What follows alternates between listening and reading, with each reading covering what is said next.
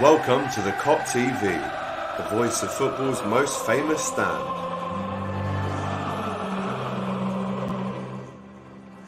Hello and good evening and welcome again to another edition of Top of the Kops, right here on the Kop TV, the voice of football's most famous stand. I hope we're all doing very, very well today. We've got a lot coming up. We have a full roundup of all this weekend's action as we look forward to Liverpool versus Aston Villa. And who better to talk about that game than the one and only man like DJ Russke. Yes, bro, so happy to have you on. How are you? Yeah, man, very good, very good. Do you know what, Russke, before we get going, first and foremost, how are you? Very good, apart from all this nonsense that's going on. But, you know, we'll just see how it goes. Time will tell. And then we'll be back in the clubs soon enough. Yeah, because DJ Russke, obviously a huge DJ coming out of Birmingham. I'm guessing, bro, like many other DJs, it's just an absolute nightmare. And it doesn't seem like there's much support out there for you guys either, man. Well, not really. Like, from what I've seen, without getting too political, from what I've seen, it's just a thing where the government are just, they're saying, oh, the hospitality, they have to just be responsible for themselves. We have to work on, let's say, key workers. That's what they're saying. We have to focus on the key workers. So all we can do is wait and watch the footy, really. Yeah, I mean, first and foremost, I wanted to get into a bit about why it's so good to have you on. So, bro, I mean, I went to Nottingham Trent Uni and I finished there 4 years ago. And I'm not just gassing and saying this because you're here, G. But every single pre-drinks, every single after party, it was DJ Russke on Mixcloud. Are you mad? Yeah. Are you mad? Yeah. DJ Russke, every single mix went off, bro. The girls loved you. Like, I just want to take you back to them kind of times there when you were pinging off the mixes almost one a day, and it was a great time for music.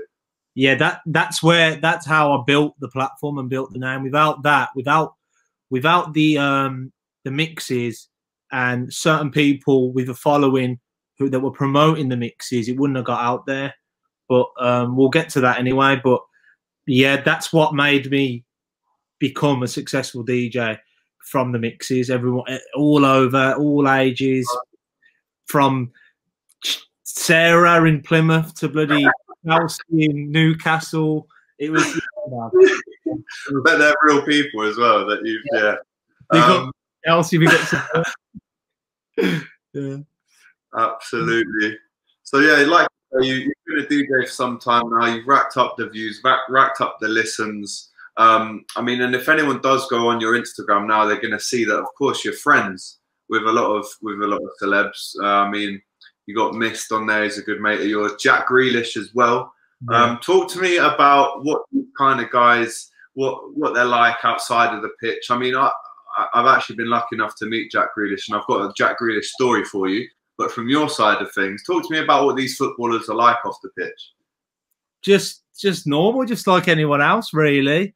Like, usually when I'm with Jack, it's when I'm DJing.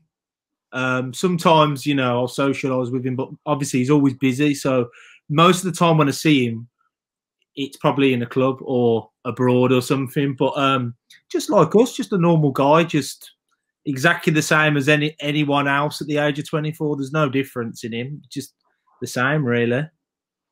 Yeah, so Jack Grealish, let me tell you this. So I went to uni with a lad called Sean, lived with him every year. He's from Solihull, yeah. And his best mate was Kevin Grealish, yeah? Yeah, I know. Yeah. So Kev used to come round to our uni halls and we'd, you know, have a drink, go out and whatnot.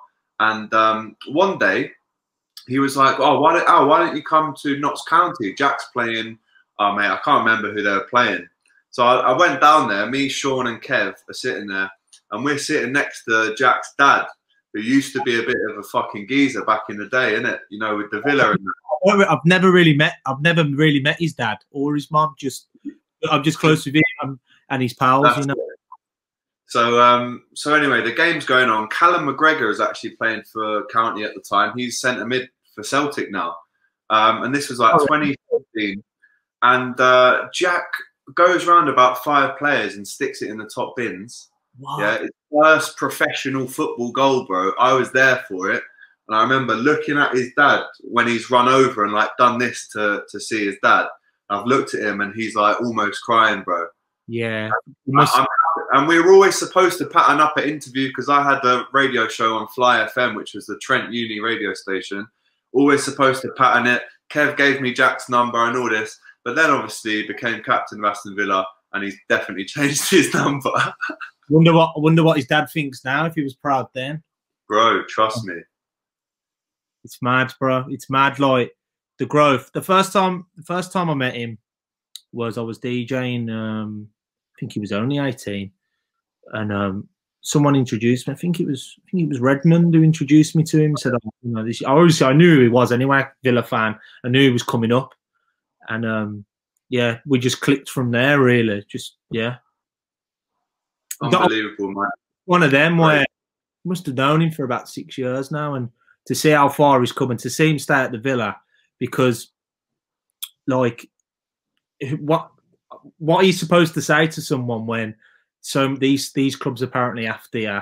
You're not gonna tell your mate to like stay, are you? You know, you're gonna want him to progress, but he thought, you know what, he obviously wanted to stay for maybe another year or two, see what happens, innit? And the club have done well to keep him, to be fair. Yeah, the club absolutely love him. And I think genuinely, apart from when you guys do play Liverpool, of course, I want him to just go like that and go to the very, very top, just because I was there when it all started for him and I've seen it. So I'm a huge fan of Grealish. I think as a kid, as a player, he's got so much potential. And I just hope for everyone's sake that he gets to that top level, whether that's with Villa or without. You can't really deny where his potential could take him to. Yeah, I wouldn't say there's a Villa fan out there that would like badmouth him for leaving this club, even if he did leave this, even if he was to have left this summer and before he signed his contract. I don't think there's one Villa fan out there that would have said, "Oh, snake" and all this, because he basically kept us up in a way. Without him, we would have been down, definitely. Luckily, he never got really injured in the season, so he's done as much as he can for this club. For him to stay is a big thank you, really, isn't it? Because we would have had to have restructured the whole team. I feel like the team kind of plays around him. The team is built around him, so it's one of them. Like, I believe now, prediction-wise for the Villa, we could finish like 14th, 13th now. Anything other than that, as long as we avoid relegation, I don't mind. But 13th, 14th would be good. We're still trying to like build to the perfect Premier League team. There's still a few players in the team that I don't think are good enough, but not many. Dean Smith's got rid of a few, but yeah, I'm glad to see that we beat Sheffield United, even though we still looked a bit shaky. Yeah. Wow. In terms of creativity, like we didn't really. It was a bit of cross and hope, like how Liverpool play sometimes, cross and hope. But but the thing is, their cross and hopes work. So yeah, man. That's the thing. I think with Villa, I mean, we've titled this video "Villa could do bits this season." Yeah, I'm expecting a really strong season. Another Villa story. So Liverpool played Villa 2013. I was at uni at the time. I managed to get a ticket in the Holt End with my man Sean, who I was telling you about. Yeah. Anyway, about 15 minutes in, Gerrard scores a penalty. I go like this, not remembering where I was. I'd just been in the Adventurers pub, bro, yeah? And my man had said, you need to fight. Yeah. I'm in the Holt End going, fucking get in, lads, yes! And then half-time comes around, and this Villa goes, you should be in there with them Scouse fuckers, you know. Yeah, you know. I kicked in, bro. I had to run off, and my mate's dad had to come and get me, bro, because they were going to do some damage. Yeah. But anyway, pub's moody, man. That pub's moody. I don't think it's open anymore. Oh, is it not? Well, no. I had to hide my scarf walking in there. To be fair, it was a bit of a mood. Yeah. They don't like Liverpool fans there.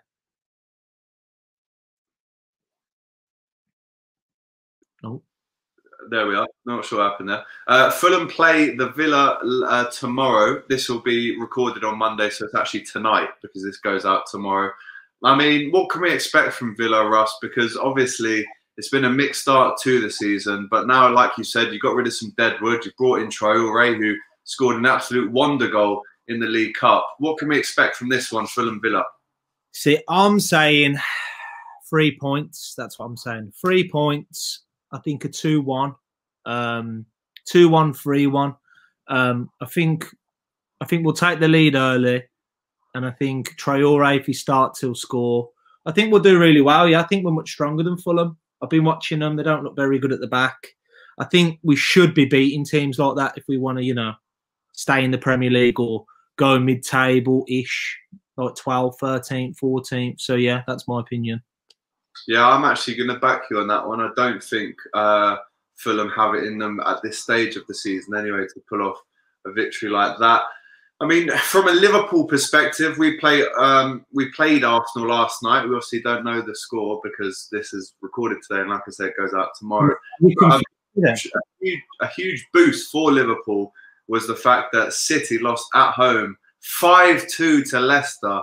I mean, Russ, what is going on? Because I was talking about this to someone earlier. Pep, yeah, since he's come into City, has spent over £400 million on defenders. And I'm of the opinion, if City don't win the Champions League this season, he has to walk. Let alone get sacked. He has to walk. Yeah, you know what?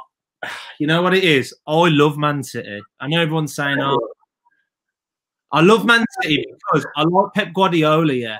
But I don't think he buys... He obviously hasn't bought the right recruitment in defence. Obviously, clearly. Their attack is amazing. They know how to score goals. But then when they're caught on the counter or when they're caught on just any attack, they look very vulnerable, very. And they're about to sign that Ruben Diaz, but these aren't Premier League proven players. They're good in leagues that aren't that great. Like, people will say to me, how's the Spanish league? How do you not think it's good? Because, like, when do you ever really see, like, let's say Liverpool beat someone 8-0, but then you see Barca beating like Eibar and that's 7-0, Messi scoring 5 goals. It's the skill gap's way different from top to bottom, where you can see upsets like Tottenham. I know they battered them, but Newcastle pinched a draw, and you'll see Baggies go 3-up against Chelsea. That's how competitive the Premier League is. Whereas the La Liga, it's just, yeah, the same 3 teams, Atletico Madrid, Barca, Real Madrid, every year. Like, fair enough, Sevilla creep up, Sociedad have a one-off, but you get what I mean, don't you? Like, their teams aren't that great. So buying defenders from them leagues, they're going to struggle. Look at Thiago Silva. Robinson had him on toast the other day. Yeah. Absolute tackling him and just whacking it in the bottom bin. Like, these foreign players in the Farmers Leagues, they're not great. They're not great. They're not good enough for the Prem, some of them, you know. That's what I think anyway. Yeah, I think there's definitely a shout for that. I mean, you look at someone like Shevchenko, bro, who was ripping it up for AC Milan year on year, comes to Chelsea, couldn't hit a coward's arse with a banjo. But, like, look at Torres, though, at Liverpool, killed it, unreal. It all I think it depends if a player suits your team as well, to be honest. You see, what I like about Jurgen Klopp is he doesn't make many signings, but when he does, the signings he makes are perfect for Liverpool. Perfect. That Thiago fit in perfectly. Look at Van Dijk. Just look at the players he's bought. Like, oh, it's a joke. Like, you're right. I think there's so much thought that goes into these signings from Liverpool, and they're not just... I mean, we were very guilty, bro, of 2014 to, I'd say, 16, when Rodgers was still there. We were guilty of just splashing money on the wrong players. Alberto Moreno comes, Karius, Balotelli, Lambert. You know, the list goes on, bro, and it's beautiful to see how times have changed. But let's look ahead to the big one. Liverpool versus Aston Villa this Sunday. It's the late kickoff, Jay. It's the 7:15 kickoff. And first and foremost, what I would say, Villa, maybe in the Rodgers days, were our bogey team at Anfield. We always used to do well at Villa Park, but I remember the Vyman days. You came and got a few good results, man. A couple of bogey teams. Remember that day we slapped you as well. Benteke and Wyman were causing... They were on smoke. But This is a different Liverpool. There's another name. Yeah. This Liverpool's a different team now. Like, they won't. I don't believe they'll ever lose at Anfield.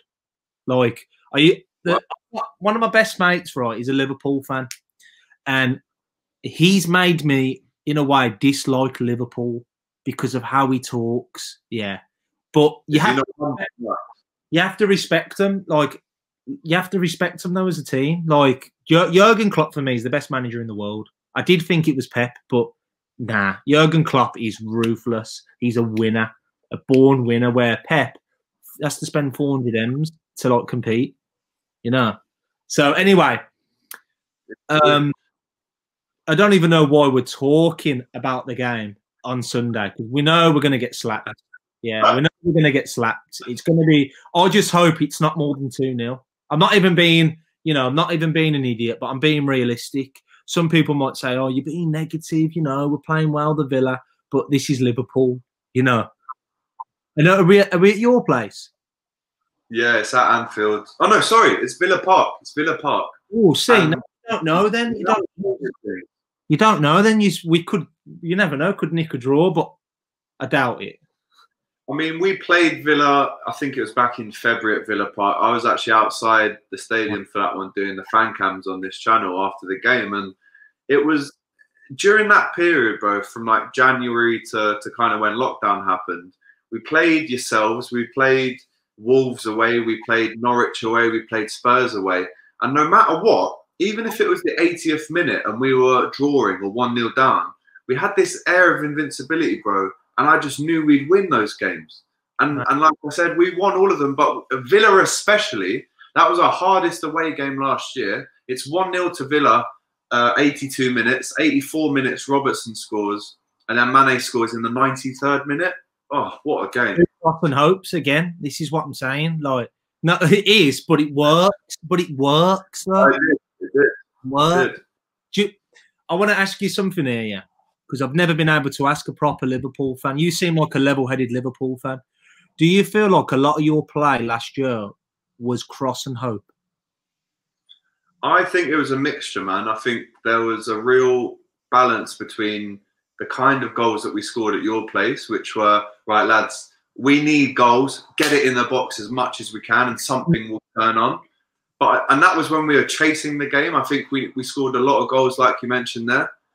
But for a lot of the games, bro, I mean, we'd score 1 or 2 in the first half and the game was over. And we'd score intricate goals. We'd score a mixture between those and the long balls over the top for Mane and Salah to run onto. But when we were chasing games last season, you're absolutely right. We had to whip it in the box. I mean, we've got Robertson and Trent on each side. Cross it in as much as possible.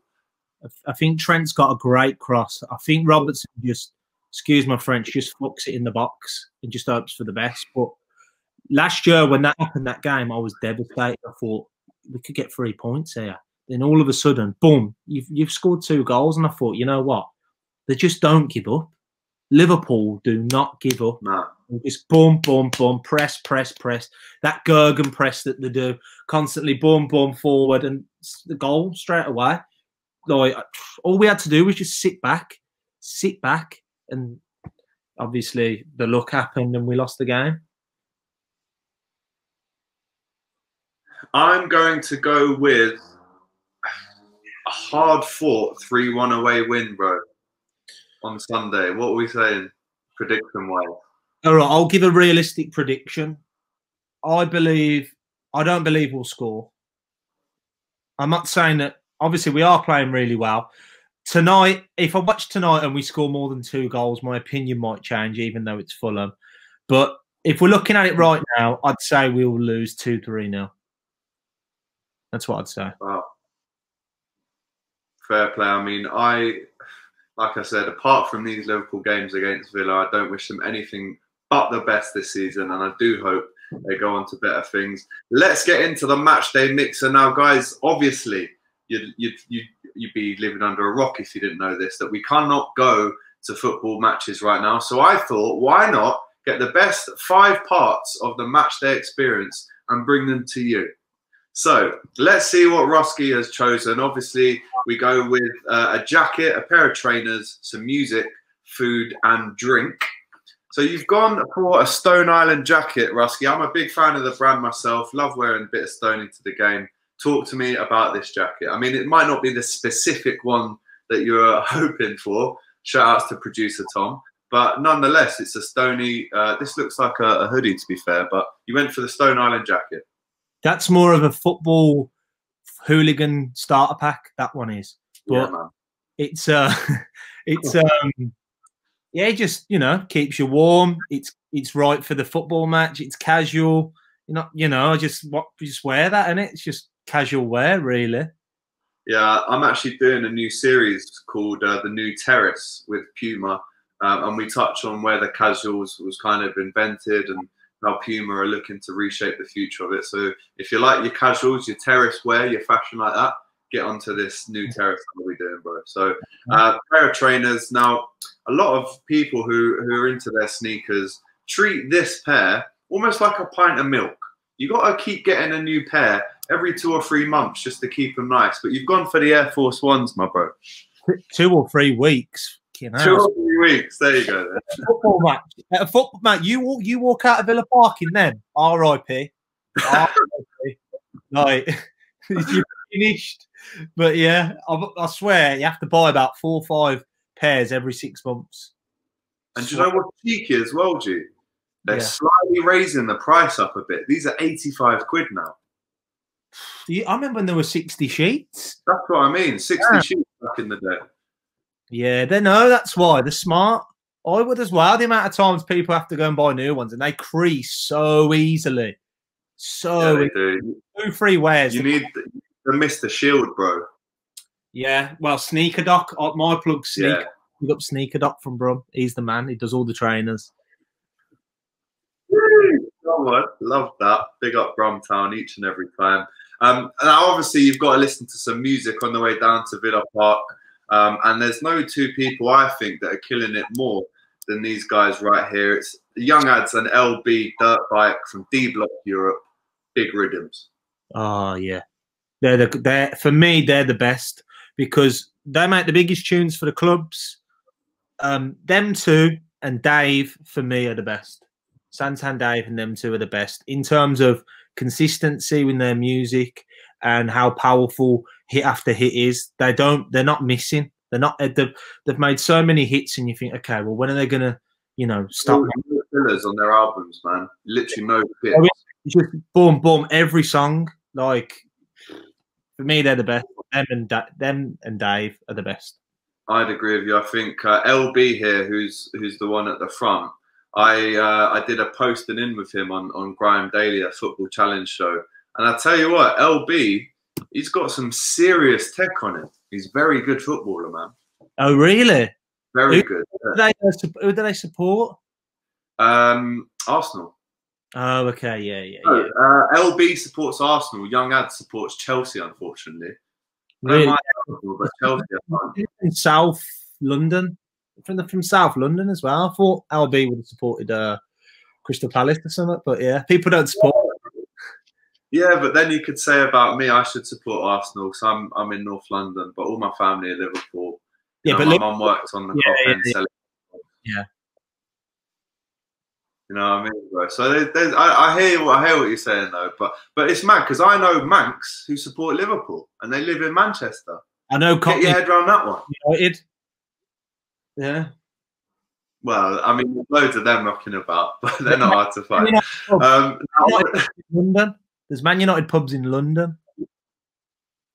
That's a madness, isn't it? Yeah. You'll have to send me the addresses, and I'll just go around and shut them. Right. In terms of food, you've gone for a chicken balti pie. This is a first. This is a first on top of the KOPS. Yeah. No one has ever taken a chicken balti pie. Yeah, either that or the chicken and mushroom. 10 out of 10. Ooh, look at that.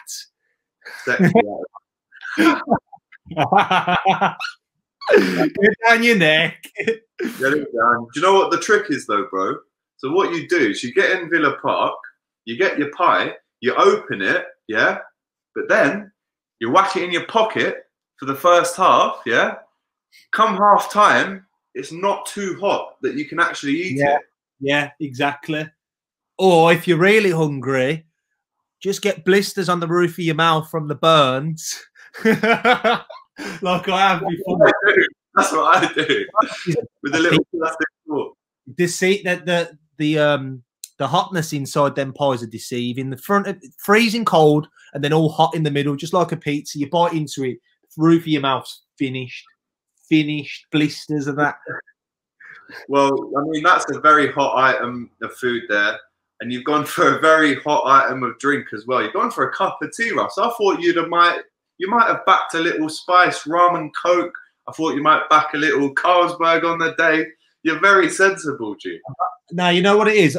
It depends. Like, if it's a cold Tuesday night against, I don't know, cold Tuesday night against who's Crystal Palace at Villa Park, I'm not going to get beers in, am I? I'm going to sit there, try and stay awake and drink a cup of tea, you know, because it's just going to be a long, cold Tuesday night, isn't it?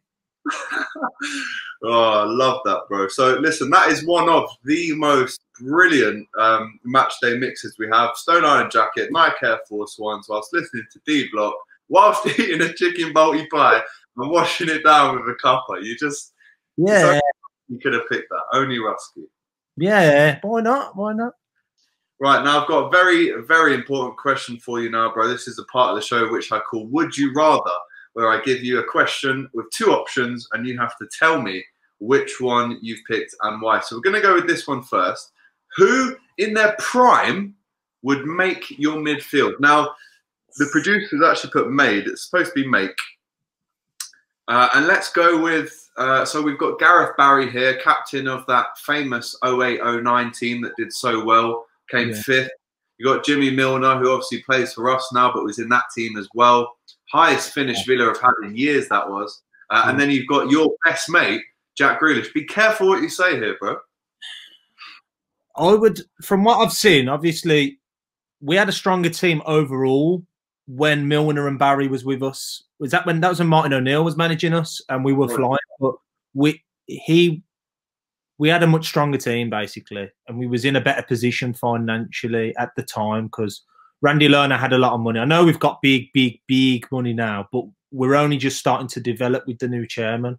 So I would say, for the simple fact of getting us to the playoff final, that 12 win streak in the championship when he come back from injury, and from the last game of the season last year against West Ham, banging that goal with his weak foot, and the whole second most chances created in the Premier League last season, I think. Yeah, it was, weren't it? Just beyond De Bruyne. I'd have to go for Jack. After De Bruyne. And it's not no bias thing because James Milner has had a huge career. He's look who he's played for, and he's a great player. But for me, in their prime, what they've done and the fact that he's a one-man, in a way, kind of a one-man team, because without him, we'd be finished last year. It's got to be Jack. It's got to be. There's no debate. Like, there's not no bias. It's no debate, really. But credit to the other two. Jack was a player as well. I'm actually going to stick with you, bro. I've got your back on this one. I think out of the three, if you're looking for a man to bring you out of the trenches and put everything on the line, yes, Gareth and James have done that. But Jack Grealish, Mr. Aston Villa through and through, and I don't think Milner is or Barry is, and that's why I'm going for Jack as well. Funny story. Do you remember in 2008 we were trying to sell? 2009 we're trying to sell Xabi Alonso and bring Gareth Barry in. I was on holiday in Spain, and I remember bumping into randomly, bro. I bumped into Martin O'Neill in Marbella or something like that. I'm only about 15, and I'm going, oh look, I know who that is, Martin O'Neill. I'm gonna go and chat to him. He was with his wife. He gave me 5 minutes, and then this is how much of a legend Martin O'Neill is. Yeah, he's like, I was like, oh listen, Martin, I've actually got to go now, and he was like, oh okay, no worries, no worries, and he was like trying to get me to stay and carry on talking about football. My mum took a little pic on the disposable one, the little flickers like this. Yeah. And then I went, but big up to Martin O'Neill because he wanted to carry on speaking to me, and I was like, Martin, I've got to go to dinner. It was only a quick picture, mate, but nice one. Yeah. Yeah. But legend. This is the thing, without talking too much into it, but I feel like when he was managing us and then he left because Randy Lowe didn't want to invest no more money to keep us in that top 5, top 6, because we was at that level, just below. Man. We was at a very good level. And the fact that we no longer wanted to invest and we started selling Ashley Young and that was when we depleted and we were finished. And it's took us, it's going to take years to get to that level again. Because look at Wolves and Leicester and that. It killed me, you know. Most successful manager for Aston Villa in my generation since I've been alive, Martin O'Neill. Credit to him, man. 100%. Big up to Martin O'Neill. Great man, great storyteller. The second would you rather question, win the FA Cup or finish 5th with the Europa League spot? Big question. It's the same, isn't it? Really? Because if you win the FA, you're in Europa, aren't you? All right. You're very clever. You're very clever. But what we do now? Football manager, too much football manager. That's why. You know what? The producer's absolutely done me here because. No, but it's right. He's right though because he's not because anyone. Yeah, the FA Cup is for anyone. Exactly. You could finish 20th, win the FA Cup, and get relegated to the Championship, just like England City. They won the League Cup. They got relegated, and yeah, sure. Did they get relegated? It was in Europa because all my mates went to Club Brugge away and that. Remember? Yeah. You're in Europa, I think, as well. Yeah. The Carabao. So you're going with win the FA Cup. You kind of get Europa with that as well. So I mean, to win a trophy, I'd love to see Villa win a trophy. Now it does make sense what the producer's done because like you said, we could have been 15th and won the FA Cup and. I'd rather finish. Well, no, I'd rather win the FA Cup. But if you finish 5th, you know you're strong enough for Europa. Then you know because you finish 5th in the Prem. But yeah, I'd rather win the FA Cup because you know you just would, on it.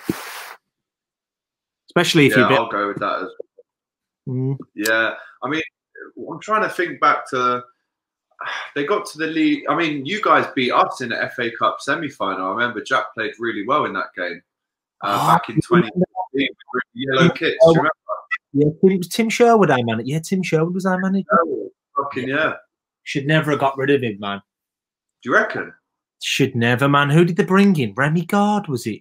Remy Gard, yeah. Didn't win a game or. Have you seen what Gabby said? Worst manager. Oh my God. He said he's miles off it. I've seen his I think it was on Talk Sport. He spoke about it or was it on Talk Sport? Somebody said he was terrible. Yeah, Gabby's a huge fan of Jack as well, isn't he? He's such a big fighter for Jack Grealish, and I think even Gabby knows how good Jack is going to be, and he's always got his back, which is good to see from a Villa perspective. But now, Rusky, obviously this is top of the Kops, a play on the words top of the pops, where there is always a top 3 in the music chart. So what I've done is collated the top 3 moments in the last week for Liverpool.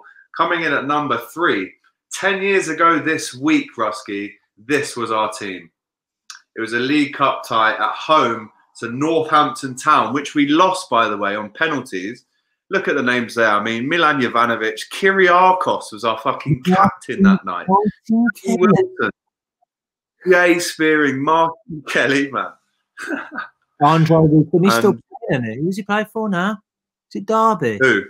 Andre Wisdom. Oh, yeah, he's at Derby, right back. You've got Martin Kelly at Palace. You've got Shelby, obviously, at Newcastle. Tom Ince, Paul Ince's bloody son. We wanted him. We wanted him. Nathan Eccleston, I know who that is. Mixed race lad. Yeah, I know who he is. Yeah, he was good coming up. But we lost this game. And 10 years later, we play Lincoln on the same day, 10 years later in the League Cup. We win 7-2. And number 1 this week, for me personally, is seeing Takumi Minamino finally come into his own and get man of the match against Lincoln. Rusky, it was only Lincoln. I'm not getting carried away with it at all. But what's your thoughts on Curtis Jones coming through? From what I've seen of him, seems like a good player, to be honest. Seems like a very good player. I did see all the tweets, everyone saying about Minamino and that. But I know you said it's only Lincoln. But see all the Man United fans, what they were saying. Oh, Van der Beek and all this. Oh. And Chelsea fans about Havertz. Who were they playing, Chelsea? Barnsley. And they're going, oh, Havertz in the... mate. Yeah, sometimes you just need to chill out. But when you I go off subject, yeah, he looks like a good player. Yeah, he looks like a very good player. Curtis Jones does. That goal he scored against, was it Everton last year? Yeah, was that one? What a goal! Yeah, he looks like a very good player. Why don't you learn him for us then? Well, you know, well, do you know what? The RB Leipzig managers come out yesterday and said, I've called up Klopp and I've said, give us Curtis Jones for a year. And he said, absolutely no way. So when that stuff happens, you just know that Klopp's got him in the plans there as a future star. Could even be a captain, Scouse lad as well, Russ. So he's got it all to come, I think. What a manager, bro. Genius. Genius. Like we were saying at the top of the episode, bro, big DJ from Birmingham. Talk to us about the plans that you've got coming up, some content that you're doing, new mixes. What's on the radar for yourself, man? Knowing that you might not be back in clubs for a while. Oh, well, I've been busy. I've got my first ever single dropping. Yeah, in just maybe the second week in October. That's dropping on DRM, Apple Music, and Spotify. So check that out. Everything, all the information will be on my Instagram. So yeah, I'm really looking forward to that. And then from there, we make more music. We bring new artists, bring out new features. So yeah, I'm looking forward to it, man. In the meantime, the clubs will open when they open, but you know, I've got a lot of work to do on the branding side of things anyway, to build my brand, to bring out music, to build the fan base even more. The mixes will be there all the time, but to bring out music as an artist producer, not just as a DJ, you know. So yeah. I love that. I think it shows that you're versatile, bro, and you're not afraid of trying new things. I mean, to not have the clubs open is a killer, but you thought, right, well, I'm going to make my own music and I'm going to win that way. Can you give us any info on the track, any features on there, or is it all under wraps so far? Yeah. Well, this plan was even with or without clubs open. I was doing this anyway to get to the next step. Like DJ Khaled, for example, started off as a DJ. Then he started bringing out music. Then he started, now look, he's making tunes with Drake, everyone. Just working, build. So the first track is for my first single that's coming out in 2-3 weeks' time is a guy called Stardom from Birmingham. Big Liverpool fan as well. You should get him on the channel. Huge Liverpool fan. That's our first single. 2 Brummie boys, very talented, got a very big following in the UK as well. He's blowing up. He's got some good tunes coming out as well, so look out for him. So yeah, man, I'm looking forward to it, man. The song's wicked as well. All right, bro, you're gonna have to send me that one before, because I want to hear this shit now. I want to hear what Russke sounds like on the button. I'll send it to you shortly, okay? I'll send it to you shortly on the button. Man. Come on, I'll definitely be locked in for that one. Looking forward to it. I can't wait to release it, man. I can't wait. I bet you're gonna be absolutely buzzing, bro. I can imagine. It's like it's finally. Well, I think when you see your work online and you're seeing the reception that it's getting, I mean, it's hard not to get gassed. I mean, you've been around the scene for so many years now, bro. So I can't imagine it's gonna go over your head. But it must be great to know that something you have created is now out there, and then it's just a building process from there. The next one, the EP, the album, the world is yours, bro. Yeah. It's all about building. Like every time I break a barrier, I think, well, what's next then? What's next? And every barrier, don't get me wrong, it gets harder. It gets harder because the only reason why it gets harder, because when you achieve it, your life changes more and more and more, you know. So that's why the barriers get harder as you get bigger, because it's harder to achieve, you know. So yeah. Yeah, man. Listen, so excited to hear that one. Big thanks to DJ Russke for coming on top of the Kops tonight. It's DJ Russke, just how it's spelt here on all socials, right? At DJ Russke. Some people spell it Ruskee. People can't spell. It's Ruske. There you go. Love that. You heard it here first.